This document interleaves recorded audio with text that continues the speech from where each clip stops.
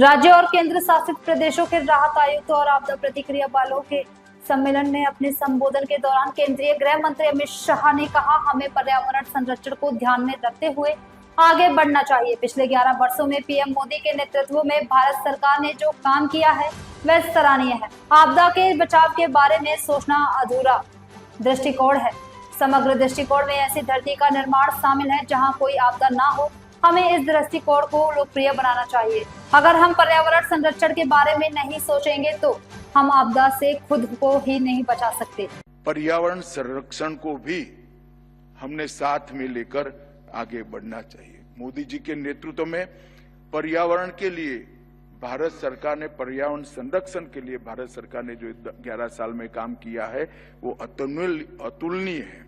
और एक समग्र दृष्टिकोण, आपदा से बचाव अपने आप में आधा दृष्टिकोण है। आपदा आए नहीं ऐसी पृथ्वी की रचना करना ये समग्र दृष्टिकोण है। और ये समग्र दृष्टिकोण को हमारे प्रधानमंत्री ने देश के सामने रखा है।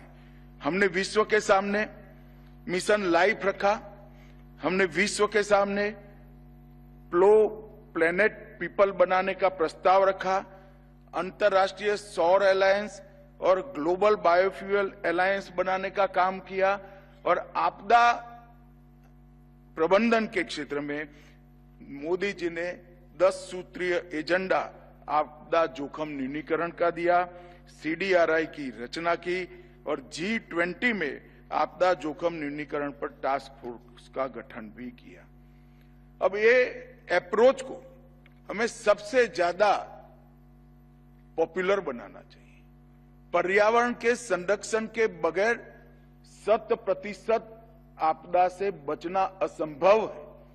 अगर हम पर्यावरण की चिंता नहीं करेंगे तो आपदाओं को रोक नहीं पाएंगे। हम आपदा से बचाव की योजना बना रहे हैं, साथ में आपदा ही न आए ऐसी योजना भी बनाने के लिए आगे बढ़ना पड़ेगा। और मैं मानता हूं कि हर राज्य के राहत कमिश्नर ने इसके लिए भी अपने राज्य का एक कार्यक्रम कम से कम तैयार करवाना चाहिए जिससे आपदा आए ही नहीं।